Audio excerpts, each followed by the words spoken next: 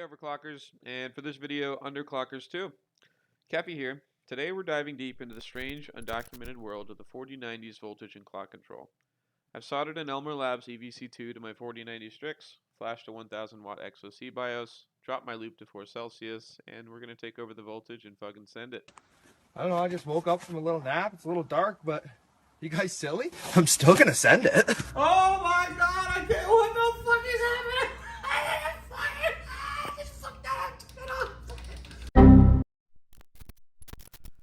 Now, famous overclocker and CEO of Thermal Grizzly, Bauer, has claimed in a recent video that the 4090 Strix starts pulling massive power once you go beyond the stock voltage of 1.1 volts. This is completely true. After I fried my Asus 4090 Tough in a tragic benching accident, I decided to map out the full capabilities of the 4090's voltage range on my replacement Strix. Not only within factory limits, but also as far low and high as the voltage could go outside of the factory limits with an EVC2. No volts barred, you're going to see everything the 4090 can do before it will outright fry itself in one bench or crash so hard the system just powers off. I've tested it so you don't have to find those limits. Please keep in mind though, I've got a custom water cooling loop. It's purpose-built, configured to handle these extreme circumstances. Do not use an EVC2 on a GPU you cannot afford to lose. Test your thermals slowly. Go up and load anytime you do something like this. Don't just send it. Now, before we jump into the data, let's lay down some basics. You can generally achieve higher clock speeds by adding more voltage. This also generally comes with an increase in power and heat though, which means you need proper power supply, connectors, and cooling too. However, just as important to know is that lowering that voltage can also cause a phenomenon known as clock stretching. Now, if we take a look here, we've got our GPU requested clock of 2910, but the effective clock is only 1430. Now, why is that? That's because we have overridden the voltage, and there's actually only 0.7 volts going through this card right now. Clock stretching is where a component doesn't receive enough voltage or power, so the effective clock speed lowers. Now, whether this is done on purpose by a chip or the side effect of some physical attributes of the chipset, I can't say. However, Hardware Info has the ability to show this to you. It's called GPU effective clock, whereas Precision and Afterburner do not show this to you, so you just blindly don't have the clock you think you do. Now, we knew this. This behavior reminds me of something Optimum Tech found a few days ago. He did a video about undervolting on a 3090, and if he lowered the voltage basically too much, even with the same clocks, he could see a performance decrease. But the actually startling discovery is that NVIDIA actually performs clock stretching on all 4090s for all voltages. What? What the fuck? That you can set from Windows. Everything from 1100 down has clock stretching. It's not very much at that point. It's only 0.9%, but you do lose about 30 megahertz. People do a lot to get that last 30 megahertz. Turns out you're not actually getting it at all. NVIDIA is just silently stealing it from you. But we'll get back to that in a bit. Now, I ended up using Speedway for the bench. 3D Mark's one of 3D Mark's latest benchmarks, and it's perfect for this testing for a few reasons. First off, it's fast. I don't have to wait 5 minutes to complete it. Second off, the score is very reliable, and the clock stability is predictable. So if it crashes once, it probably will never run that clock speed 90% of the time, so I can move on quickly. Great for benching without having to run the tests over and over for each setting. And finally, it's high load. If anything's going to crash, Speedway usually will. I'm currently number 7 in the world on Speedway, just 0.2 FPS behind Lumi's LN2 record at EVGA's final overclocking event. Rest in peace, EVGA GPUs. It's also the benchmark that killed my 4090 Tough. So, a little bit scary, knowing I'll be bringing my card back to the danger zone for a YouTube video I don't even make money on. I have very clearly marked that this is literally you will die. Your card will die. Like I recorded this happening, a GPU just literally dying as you set it to 1.3 volts and try to send it. And right before that happened was black screen. So black screen started happening again at 12:45, and I said nope and backed up. So just don't do it. Unless you've got liquid nitrogen and you start superconducting, do not go past 1240 on a 4090. You will kill it in a single run. Anyways, um, so I have all the raw data mapped out here at the top, but it'll be much easier to just go over the visual graphs to show what I've found. So I started at 700 millivolts, so we'll begin with the interesting results of underclocking the 4090 and the overall behavior of voltage control. It was quite funny telling Lylene that I was posting 3D Mark scores at 3.3 gigahertz with only 700 millivolts because such a thing should be absolutely impossible. Liquid nitrogen, whatever, it doesn't matter. You shouldn't be able to get 3.3 gigahertz with 700 millivolts. And of course, I wasn't. Clock stretching is the answer. But it turns out the 3D Mark actually does not see clock stretching, like so many people think it does. And so my scores appear to have truly been set at 3300 megahertz, something that shouldn't be possible short of LN2. And I'll put this up on the screen now for you to see. It only sees plain old downbinning or changing settings mid-run, like the 15 megahertz reduction that you sometimes see when load starts. It does not know when the GPU is clock stretching. So you can actually post somewhat false megahertz readings to 3D Mark. And I don't know if they intend on fixing this, but I will be pointing it out to UL. So anyways, the reduction appears to be somewhat linear. It starts just above the max voltage of the card, so it ends, let's see, it ends right at 1150. So once you hit plus 50 millivolts, the clock stretching ends. The reduction appears to be linear, but unfortunately, this means that all you unlucky folks that got a 1.07 volt 4090 actually have your clock silently reduced by about 2.5% or around 75 megahertz at full boost. Luckily for overclockers worldwide, I created an unlocked version of NV Flash that can put a 1.1 volt BIOS onto your 1.07 volt card and restore that power. So if you are one of those people that when you hit the voltage slider to 100 and you only see 1070 in the millivolts, you can get more power now. So look into NV Flash. I'll link it in the description. Anyways, I'm actually at 700 millivolts, as I showed before. Precision shows that it's 1100, but that's obviously not true. It just doesn't know that I've done this. You won't be able to see the true voltage inside of Precision or Afterburner when using an EVC2 because you're basically taking over the voltage controller and ignoring the instructions from the driver.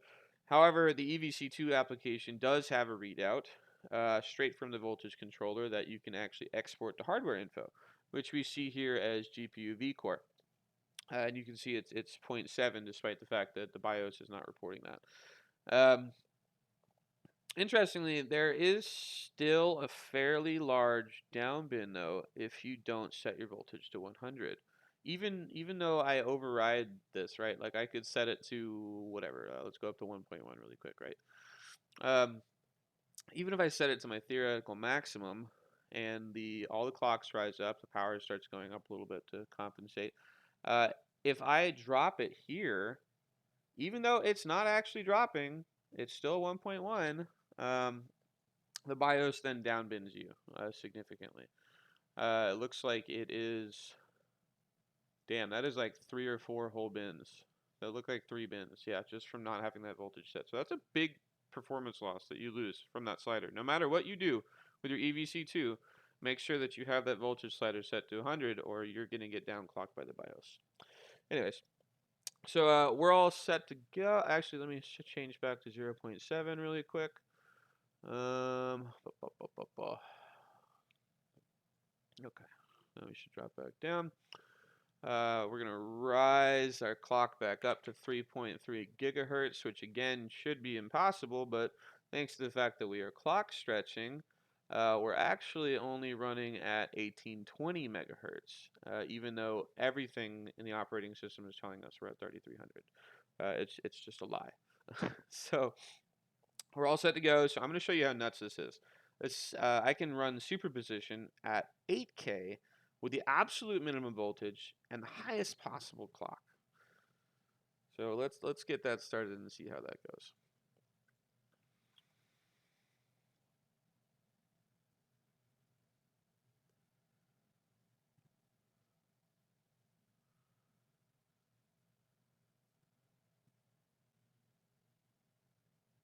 Now, if I were to go even, hold on, let me move this over a little bit. Oh, damn it. The benchmark stops when I leave it. That's right. Hold on. Let me move this out of the way of superposition. Okay, let's try that again.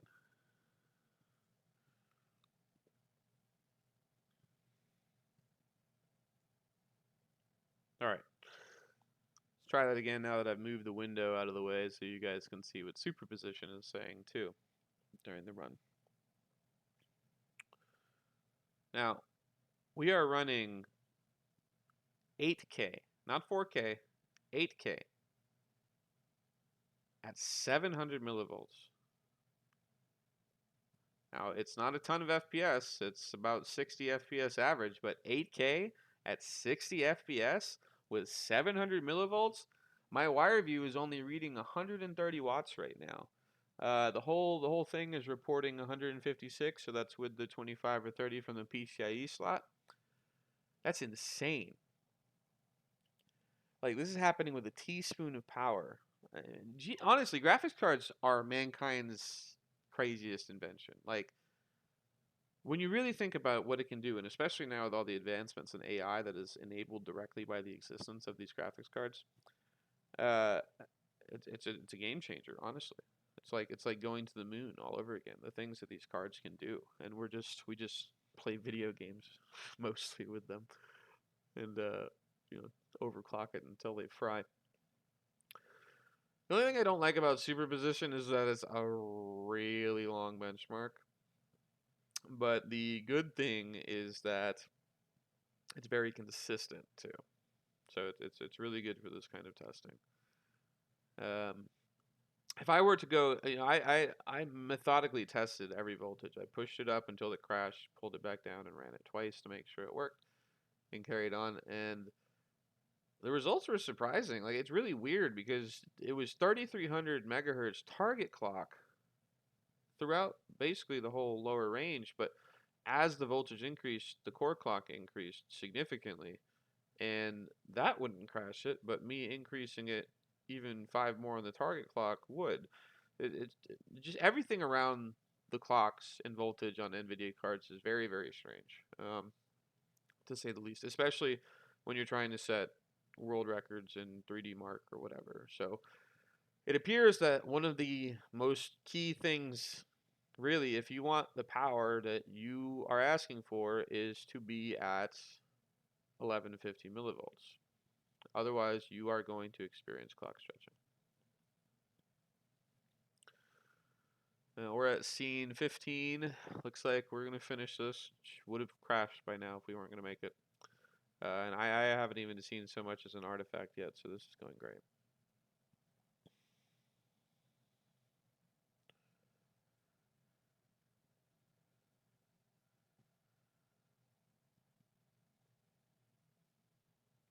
And here we go.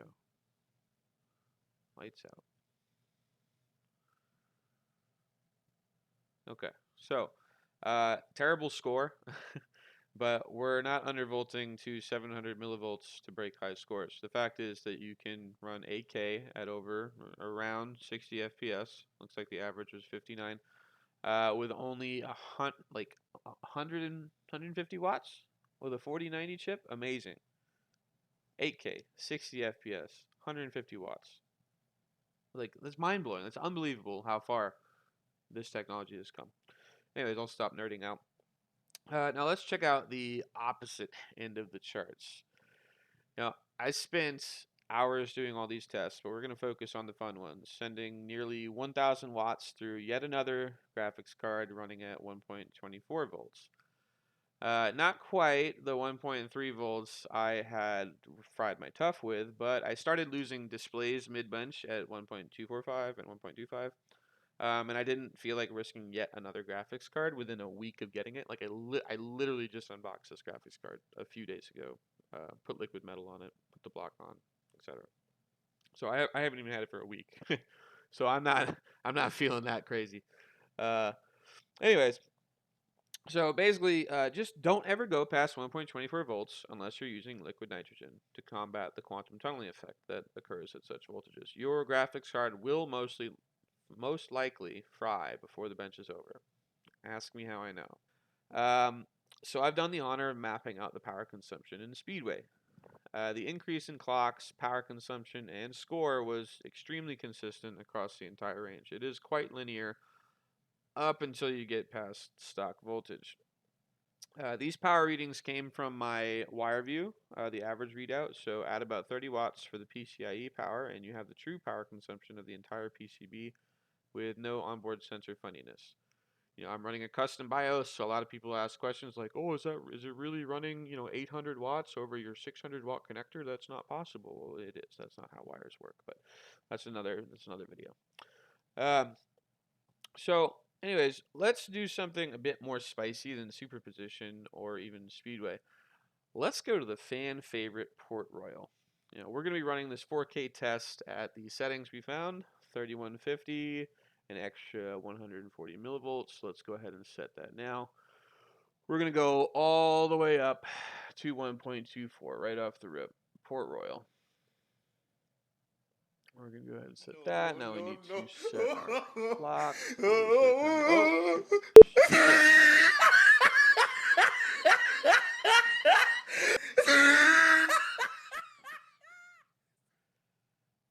Am I still live? Are we still live? Okay, yeah. So that's what happens when you forget to downclock before you increase the voltage.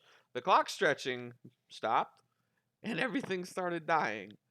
Luckily, I was able to hit the default button in time. Whoops! Anyways, you can tell I'm a professional at this. Jesus. Okay, now let's set the voltage that won't completely murder the clock that won't completely murder our system. I think the offset was, I want to say the offset was what are we looking for? 2150, so we need one more bin, so it's 245. Okay, so now we are running at 3150. And importantly, you can see here the effective clock is 3150. We are running at full speed, 1.24 volts. Now, before we run Port Royal, though, an interesting behavior I noticed in this adventure. I really don't know why Bauer didn't mention it.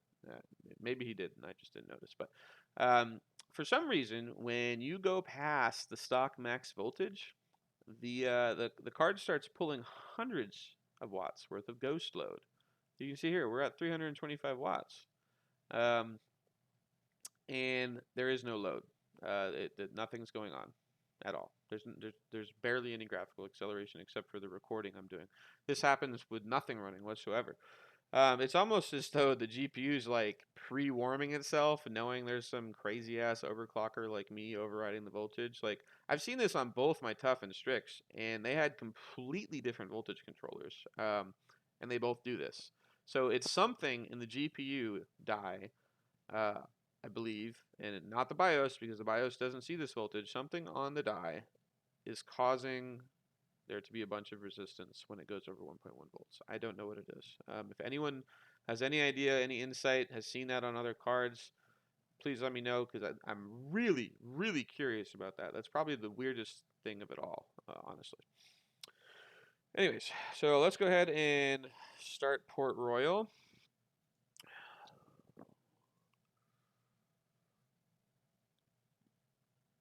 No, do not include demo. I just reinstalled, so everything's back to defaults. Okay. All right, 3150, 1.24 volts. Temperatures look good. Now you see with that idle ghost load, I'd normally be at like 10 Celsius right now, but instead I'm at 24. My hotspot's at 30. My memory is freezing, which is bad for GDR6, but whatever. All right, let's go. Now I'm gonna overlay a video of my wire view so you can see just how much power this is actually pulling the whole time. So right now it's not pulling anything. That's just the ghost load, and now it goes 725 watts. Actually, less than I was expecting from Port Royal at 1.24. Oh, we're dead. Oh, kill it. Well, Port Royal cannot be run at 1.24. Hopefully we didn't just kill our graphics card. I think we're good. I think we're okay. Okay, we're okay. All right, we're back. The ET still runs, so round 2. Whoops. I guess 1.24 volts also causes display output blackouts.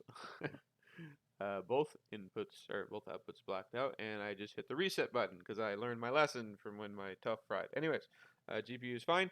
Yeah, so everything I said before about 124, make that 123. Because I guess Port Royal is just a big bitch and sent it harder than Speedway did. Anyways, let's try that again. We are now at 1.23 volts. And our effective clock is still 3105. That is, or I'm sorry, we want 3150, not 3105. Yes, let me push this up a little bit more. So that's going to be 2 bins. It'll be 315. Maybe one more bin? Yeah, 330. Oh, wait. I forgot about it. See, this is the thing. You have to remember to slide the voltage up. Because it down bins you like 3 bins without it. Okay, where are we at? 3180. Okay, so we need one more down bin. That should have been 270, whatever. Okay, there we go. All right, now we are at 3150 requested, 3150 effective. V cores at 1.23. Let's hit it. Hopefully, my inputs don't die and I don't have to go and reconfigure all my windows and my OBS and everything again. That's real fun.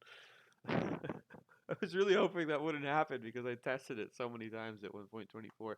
That was the first time it actually black screened on 124. Degradation.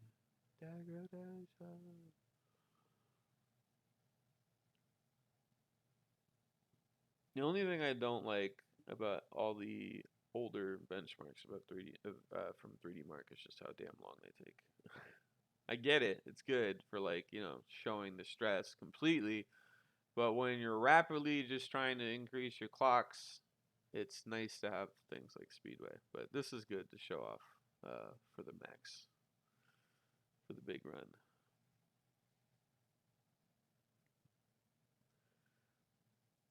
I thought it wasn't going to start for a second. Okay, well, let me start recording the power consumption again, just in case my graphics card decides to die a second time. Can't miss out on that vital footage. We're doing good though. 114 FPS.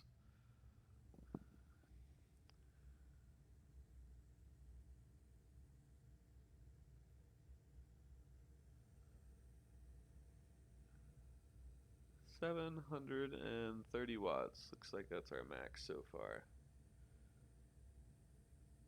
Hail Satan! Oh, motherfucker! We're gone. Yeah, it really, Port Royal just pushes it, man. All right, God damn it. All right, Tiger, just Port Royal just doesn't want to. I should have known. Port Royal is just just too much for that shit. We're just gonna run Speedway because I know that's gonna run at 1.24 volts without threatening to shank my Strix. So we're gonna do that. I promised you guys I'd show 1.24 volts. I never promised Port Royal, so I'm happy that this is happening though, because it just shows the kind of shit you go through in overclocking. If you're new to overclocking, you're just curious how the hell this works. That's like a constant occurrence, especially when you're up here. Like the stability. That's not what this is about. You get that one bench in, and if your graphics card fries after, like mine did. I mean, literally, it was 3 benches after I set the Solar Bay world record that happened. Anyways, this video is gonna be way too goddamn long now. Let's do Speedway. We're gonna set the voltage 1.24. All right, we got our effective clocks not up there yet. We need to boost lock and set 325, I believe. No, whoa, hell no, that's way too much. Holy shit, 285. 250. I should just have like a handy chart next to my monitor for this shit. Honestly, with how often I have to do this.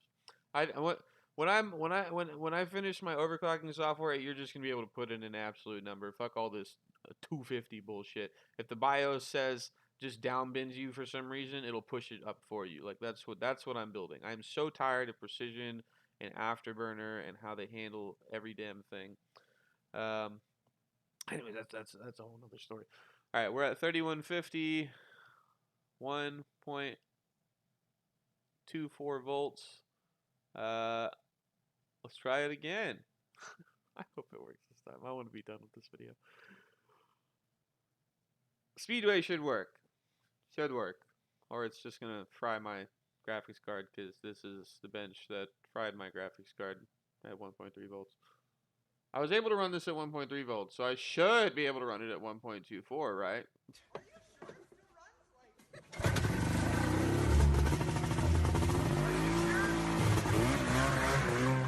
We about to find out. Like if I fry another 4090, I think I'm just gonna take a break. I'm not even gonna post any videos. Just take a break. Yeah, it'll be fine. I'm about that life. Let's go. God damn. 730 watts reading on the hardware info. Oh, of course my phone died, so now I can't even record a video of the actual wire view, but it's accurate. 730 on there. It's showing about 730 on the wire view. So I think we're gonna make it through this. That was my famous last words though. When my graphics card fried last time, I said we haven't crashed yet, and then it literally died right after that. So let me just shut up, dude. Speedway is just like, oh yeah, oh yeah. Oh my god. This shit is only fun because of how dangerous it is. I'm gonna be real. Anyways.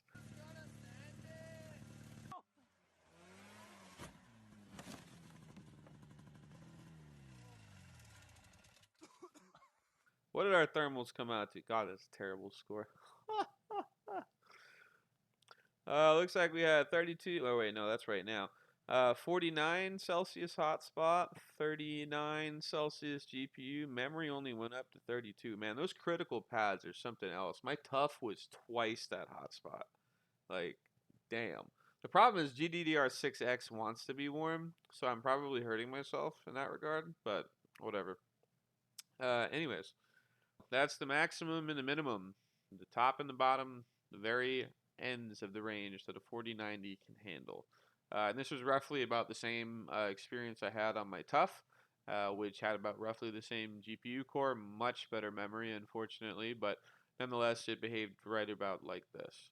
So those are the top and the bottom, but that's not daily driver, that's not optimal, which is probably what you're here for. So based on these graphs, it would appear that the optimal voltage for a 4090 is 1150 millivolts, and that's based on the fact that that's when the clock stretching stops.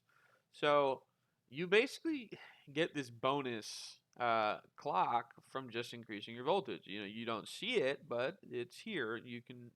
I've charted it.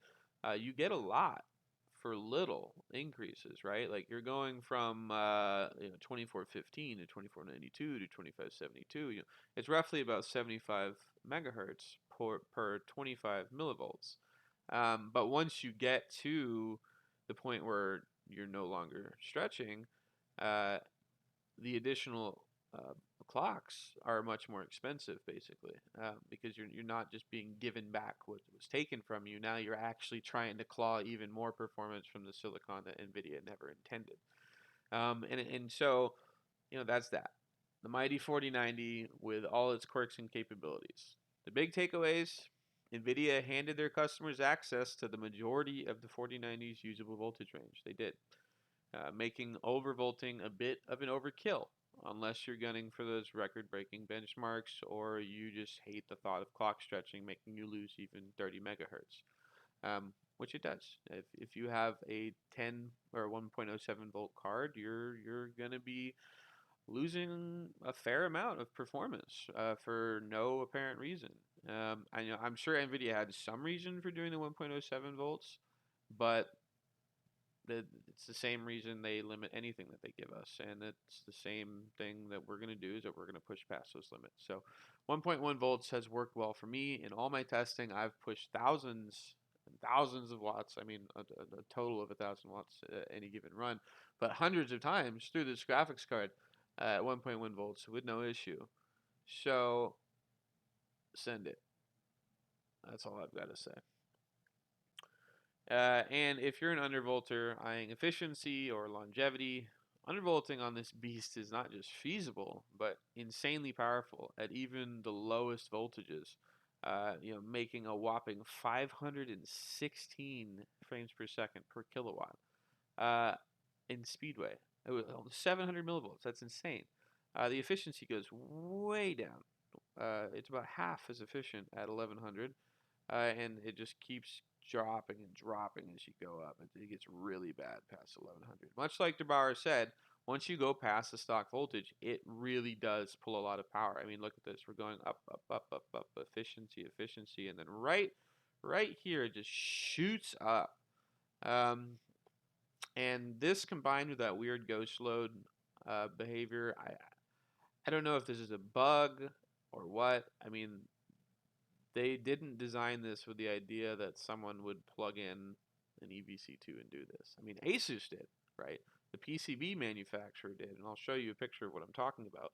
They literally put holes on their higher-end cards that makes it very easy to solder an EVC2 to it. There's no other purpose for this to exist. But NVIDIA does not entertain such shit.